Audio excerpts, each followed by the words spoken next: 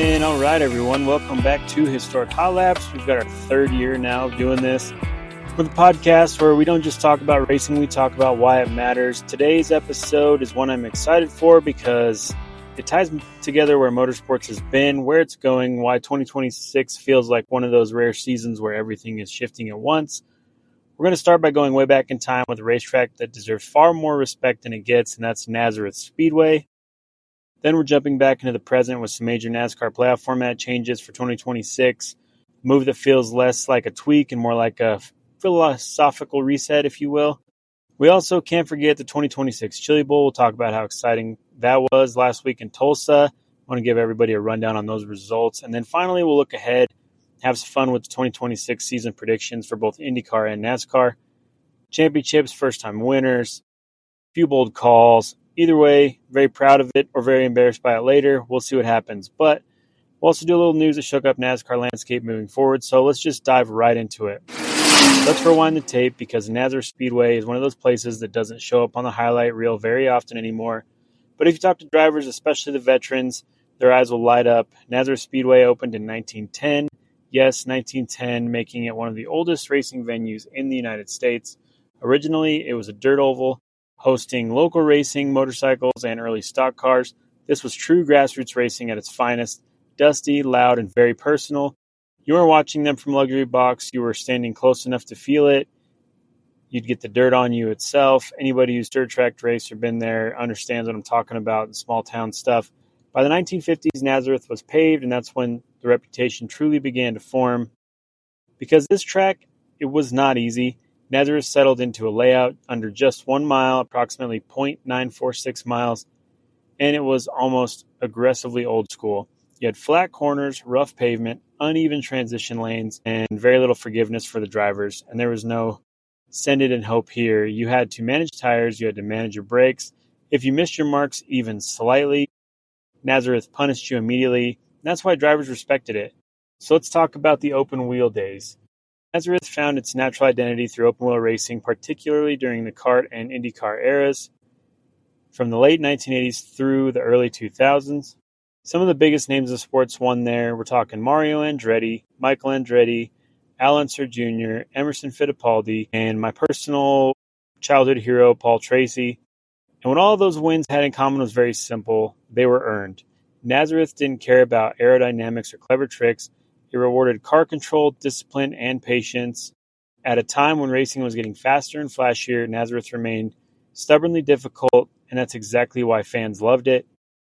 Nazareth wasn't just an IndyCar track, though, or Champ Car, kart, whatever you want to call it. From 1987 to 2004, NASCAR's Busch Series, today's, well, not today's, but the Xfinity Series prior, and then today's O'Reilly Racing Series, you know, the latter series into NASCAR, one step below, right? They raced there regularly, and those were races that were pretty excellent because Nazareth exposed everything. If your setup was off, you were miserable the entire race.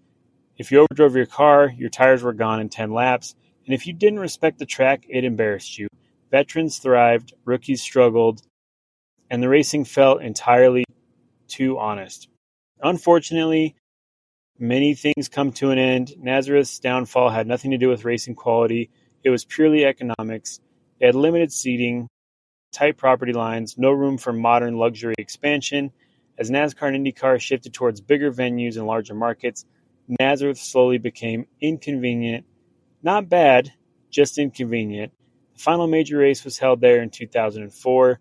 There was no farewell tour, no grand send-off, just silence. Since then, the track has sat largely abandoned, cracked pavement, fading grandstands, and weeds reclaiming racing lines that once tested the legends of the sport. And with the return of tracks like North Wilkesboro, it raises an unavoidable question. What if Nazareth had gotten one more chance? We can always hope that something like that could happen. Just a quick rundown on Nazareth, all the good stuff that happened. Got to kick off 2026 with a little bit of history, talk about it, be about it, however you want to put it. But Nazareth is one of those tracks that remains in the history books and always will. Hopefully we'll see a bounce back from it. It's hard to say, but you are seeing stuff, North Wilkesboro, as we mentioned.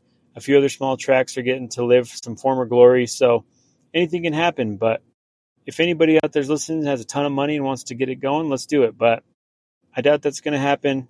I just hope and dream for it. Nazareth was one of those tracks that's just truly legendary.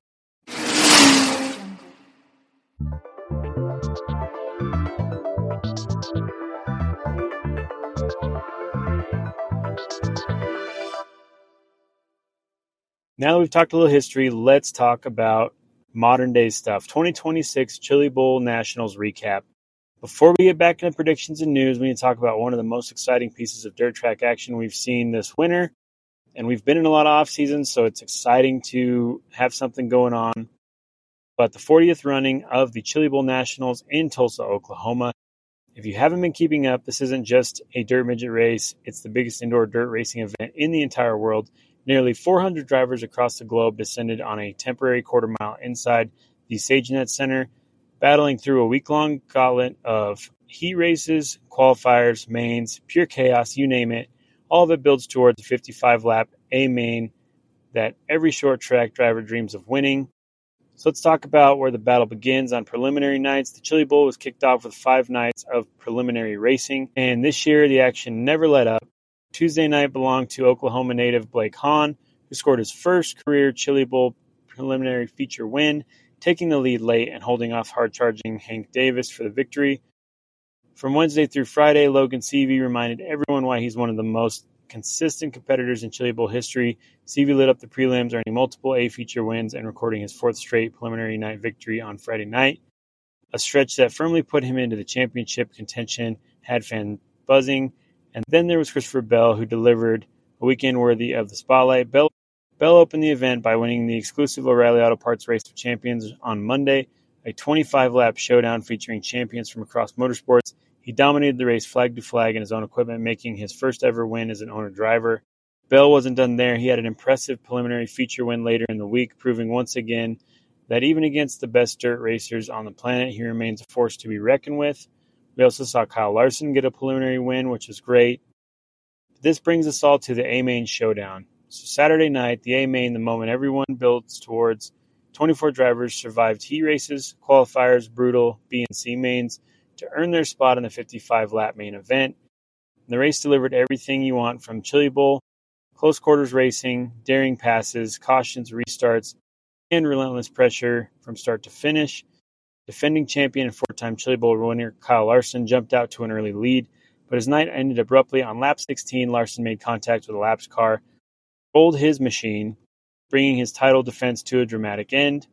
Thankfully, he walked away uninjured, but with Larson out, the door swung wide open. That's when Emerson Axsom, a 21-year-old standout from Indiana, seized the moment. Axsom took the lead early and never relinquished it, holding off relentless pressure from charging Kevin Thomas Jr., who carved his way forward from 18th, along with veterans Logan Seavey, Justin Grant, and Briggs Danner.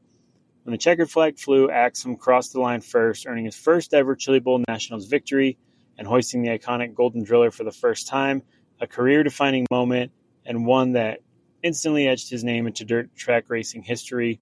Your top 5 from the Saturday night feature, we talked about Emerson Axsom winning that one, Kevin Thomas Jr. coming in 2nd, Hank Davis coming in 3rd, Logan Seavey coming in 4th, and rounding out the top 5 was Briggs Danner. Fans lit up social media as the race unfolded, energized by the youth movement on display and the sheer unpredictability that defines the Chili Bowl week. So final thoughts on this. The 2026 Chili Bowl Nationals weren't defined by a single night. They were defined by a full week of racing excellence, from Bell's early dominance to Seavey's consistency, Hahn's breakthrough win, and Axsom's unforgettable Saturday night. This event delivered on every level. If you're a fan of grassroots racing, short track grit, or pure, unfiltered wheel-to-wheel action, the 2026 Chili Bowl was required viewing for you. And once again, it reminded us why, no matter how big motorsports gets, dirt racing still sits at the heart of it all.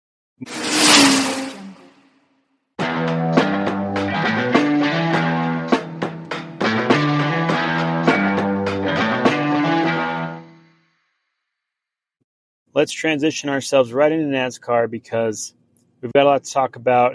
NASCAR has officially announced a new playoff format for 2026. A lot of you listening have probably already seen the highlights. I know we're a little behind on this. First episode of the season, first episode of the year, comeback episode, whatever you want to call it. But let's talk about significant championship changes that we haven't seen in more than a decade. At a high level, NASCAR is moving back towards a chase-style format inspired by the original Chase for the Cup, but more modernized. So here's how it's going to work. The season still begins with 26 regular season races. The top 16 drivers in points advance to the postseason race, and here's the biggest change. There's no longer a win and you're in rule. Wins still matter, and they matter a lot, but you can't luck your way into the playoffs anymore. You have to earn it through points. Once the postseason begins, all playoff drivers compete in every playoff race. There are no elimination rounds. Points are reset with regular season championship receiving a points advantage. Again, showing that we value the original 26 races, not just the playoff format. The championship is decided by cumulative points after the final race. No winner-take-all finale, no manufactured must-win chaos, just points racing. The driver who performs the best over the playoff stretch wins the championship. So here's where my opinion comes in, and I'll say it very plainly.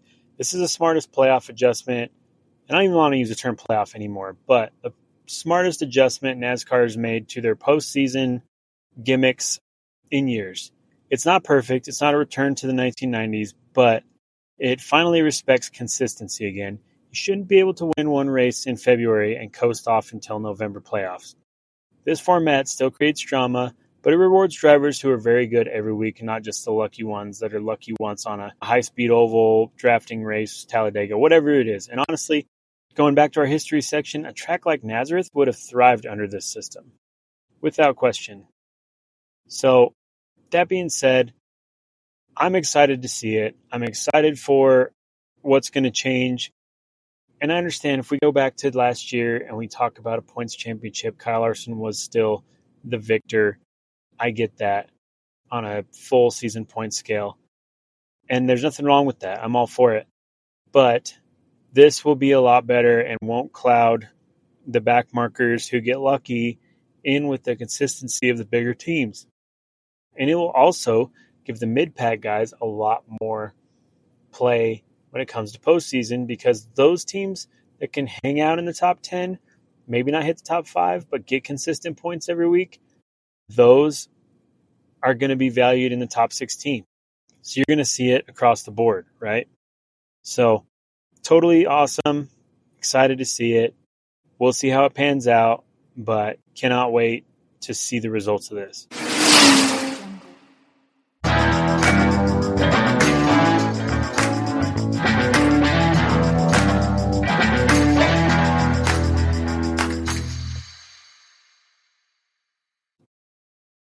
All right, we do have a piece of news to talk about beyond the NASCAR playoff format, but before we get into that, let's break this up a little bit and let's have some fun. These are my 2026 season predictions for IndyCar and NASCAR. Save this, bookmark it, and feel free to remind me later when I was terribly wrong or terribly right, hopefully the latter. But let's start with IndyCar. So, my pick for the 2026 IndyCar Championship is going to be a real long shot here. No one's going to expect this. I think Alex Palou gets it again. He's the most complete driver in the series right now. He's calm, he's consistent, and nearly impossible to rattle over a long season. He wins championships. If anyone challenges him, my second guess at a championship would be Pato O'Ward. Yes, this is very copy and paste from last season, but this feels like a now or never year for Pato and McLaren. I think they push it to the final races in this one. I do think if I was going to pick a breakout driver for the year, I'm going to say Kyle Kirkwood. He, again, copy and paste last year. I know none of this is really like, oh, shocking prediction or anything like that. But Kyle Kirkwood, he's the pavement king, right? Like, he's getting it done on the street courses. I feel like he also is getting better and better and better at ovals. And he's going to have a little more aggression to him this year, having a teammate like Will Power. I mean, he's gonna play ball a little differently. I just have a feeling of that. Let's talk about first-time winner prediction. Obviously, he's already overdue, and now he's in the finest equipment that the series offers, and that's David Malukas. If he does not take the car that Will Power could put on pole anywhere they went, could win multiple races a year, if he can't take that car and do something successful with it, it's all for nothing, right? Like, this whole plan of bringing him up through the Foyt crossover into Penske. I mean, it's got to happen, right? It's got to happen. So let's talk Indy 500 predictions. This one's tough because we're still back and forth on it, on who's going to be around, what cars are going to be there, who's driving for who on the extra cars. I mean, we saw Ryan Hunter-Reay almost took it last year, for Dry Ryan Bowl, which is awesome. And now we've got Ryan Hunter-Reay. He's going to jump into a McLaren. This could very well be, oh man, it's just a tough one, but let's just go for it. I'm going to say a non-Ganassi and non-Penske winner this year. I don't want to see either of them take the 500. If I had to pick one guy, I think Pato finally gets his Indy win. I hope so. Watching the emotion that kid's had over the last few years and being so close so many times, like he's got to get it. He's just got to. So let's hope that I'm right. Obviously, personally, I'd love to see Connor Daly in a full season ride. I don't think we're going to see that. We're down to nothing here. There's really one car left, and it doesn't sound like, even he's saying it doesn't sound like it's his. If he comes out, gets in, say, a DNR and blasts through everybody and gets a 500 win, I'm 100% okay with being wrong on this prediction. But based on just standard operating procedure and numbers, I say Pato O'Ward gets his Indy win this time. And that's that. So we got full season champion of Palou, possibly O'Ward as a runner-up again, or he could knock him out, but I feel like Palou's consistency is going to pay off. But I do want to see Pato get his 500, so he'll be a champion one way or the other. These are predictions. First-time winner, I do think it's going to be Malukas. I'd be shocked if anything else really happened. I feel like coming off of where we were last year, this season's also going to be a little dry as far as stats go. Now, don't get me wrong, the real wild card here is Will Power in a Honda. That could really do something. We might see Will Power get a whole mess of street course wins or anything else. So hard to say, but that's where I'm at with that one. So let's jump over to NASCAR predictions. My pick for the 2026 NASCAR Cup Series Championship going into this year, I'm picking William Byron. This feels like the year that he puts everything together and peaks at exactly the right time. If I had to pick a dark horse player for this, I would say Christopher Bell. He's the most versatile driver in the garage, in my opinion. He's right up there with the Larson. And where consistency matters, I feel like that's going to be where we see something by Byron or Bell make it through that final 16. Breakout driver, I'm going to say Ty Gibbs keeps this momentum going. He started to get his program together towards the end of the year. I feel like he's still going to get it. I don't know. I feel like it's there. It's got to be close. And this leads us to the first-time winner. This isn't going to be a long shot, but as a fan of dirt racing, I'm going to pick Corey Heim for this one. I think it's coming. I think his time to shine is about here, and Corey Heim ends up getting a win this year. No idea what it's going to be. And yeah, we could say, okay, well, you're going to have Connor Zelich in the road courses and stuff like that as a first-time winner. That's an easy pick. We're going to see SVG and Zelich go head-to-head on every road course. We already know that. But who's to say Corey Heim can't knock out like a Bristol win or something, right? Like I feel like something like that's going to happen. So that's where I'm going with this with Corey Heim. Daytona 500 prediction. All right. Chaos, a surprise, someone who's never won a championship, just something random. Something random is going to happen with that one. That could be the Ty Gibbs moment. He might get that. I don't know. I feel like Daytona, I don't even know who to pick for Daytona. Something wild like a Corey LaJoie because he's going to be running number 99 car with RFK Alliance, I believe. Something like that would be pretty wild. I don't know. I don't want to see it be one of the regulars. I do have a feeling it probably will be. If I was going to pick like a consistent, who could it possibly be? If he can keep his nose clean, I'm going to say it's a Ryan Blaney win for Daytona. Just like a real easy prediction. But that means Penske and the Ford's got to bring the speed. I don't know if that'll happen or not. So we'll say Ryan Blaney's a safe pick. And I'm going to pick Corey LaJoie just out of the goodness of my heart as the wild card pick for Daytona and just see what happens. So we'll see. Pretty excited either way. Anyway, those are little fun book market predictions like we talked about. Anything you anything you think is different, when we post these episodes up, feel free to hit the comments, hit the like, hit the subscribe, do all the stuff. We're going to keep it going, but the fan support is awesome. And as we grow this thing, like, we want to be involved. We want to interact with everybody. As of right now, this is a small enough group. We can definitely be part of that. So, yeah, if you want to throw some predictions out yourself, please feel free and do it. Let's talk some news. All right. Big one here. This is going to change NASCAR landscape moving forward, as we talked about. But Steve Phelps stepping down from NASCAR. It's a major story. We got to address it. He's closing the book on one of the most transformative eras in the motorsports modern history. Under Phelps, NASCAR introduced the next-gen car.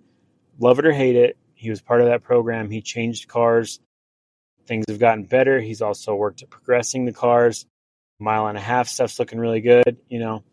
All of that. He overhauled the playoff system twice now. He was involved in this right before he stepped down in the new playoff system and expanded its digital presence. The online stuff, social media, all that. NASCAR world is huge. The amount of collabs and crossovers they have to do with stuff is crazy. NASCAR, if you want to do a crossover with us, do a collab, hit me up. We'll get it done. Yeah, the amount of gear you can get online, the presence online, the newsletters, social media posts, you name it. They do all of it. Well, Steve Phelps was big into that. He wanted to get this younger generation involved, and it's working. It's working quite well. Let's talk about the NASCAR stuff on Netflix. Same deal. I mean, everything they've done to grow, try to basically be the North America version of Formula One as far as the trajectory pattern goes, that's thanks to Steve Phelps. So love it or hate it, it is what it is. He took risks, sometimes controversial ones. Love his decisions or hate him. NASCAR today looks nothing like it did before his tenure. Now with new leadership, a new playoff format, and a shifting fan base, the next few years are going to be real critical for NASCAR. It's their real handoff moment. So it'll be real interesting to see what they come up with, what they can transpire from all that. I don't know. I feel like without Phelps, we're not going to feel it right away, but mid-season things are going to get a little different. I don't know. We'll see. We'll see what else comes of it, right? I mean, it's the end of an era. This is more fallout as well from the lawsuit with 2311, the charter deal, all that kind of stuff. A lot of evidence of text messages and saying things, and it all pans out in the end, and it all comes forward, and you just gotta go with it, go with the flow of it, if you will. And I guess while we're on the subject of NASCAR news, before we wrap up this episode, read a couple headlines. We talked about it, number 99, Corey LaJoie with RFK Racing for Daytona. That's going to be pretty cool. Scrolling through the new stuff here. Travis Pastrana is going to make his NASCAR return in the Daytona truck race, so that's awesome. I'm sure anybody who's been online saw that Tony Stewart, a.k.a. Smoke, the man, the myth, the legend himself, the three-time champion, he's going to run the Ram Colleague truck, one of them, in Daytona in the truck series, so that's super cool. All 4 Hendrick Cup drivers are going to share that JR Motorsports number 17 car in 2026. I think they're going to keep the number 17. I could be wrong, but the car that they just throw drivers in and just have a good time, you're going to see all 4 Hendrick drivers in there. Obviously, they've got an engine crossover with Hendrick, so there's a big thing there. Man, what else? Yeah, I mean, there's just so much going on. The Cookout Clash coming up here. Bowman Gray legend Burt Myers is going to run the NASCAR Cup Clash again. I believe he ran it last year. I could be wrong, but I'm pretty sure he ran it last year. Anthony Alfredo is going to jump in Beard Motorsports at the Daytona 500 attempt. That's going to be pretty wild to see Anthony Alfredo try to run a Cup car. There's just so much stuff. But we're also going to see Ricky Stenhouse jump into a NASCAR truck for Daytona as well as his normal ride. Man, yeah, just so much stuff to cover. I don't even know where to go from here. There's a ton of stuff coming up as we get closer to the end of this, so we'll just keep on going with it. When you look at everything we covered today, Nazareth Speedway, playoff reset, leadership changes, 2026 predictions, one thing becomes very clear: motorsports is constantly evolving, but the things that matter most, the skill, the discipline, and the authenticity never truly disappear. We're seeing a huge shakeup from all around the motorsports world. Sometimes you just got to wait for the right moment and things come back. If you enjoyed this episode, please make sure to subscribe to Historic Hot Laps.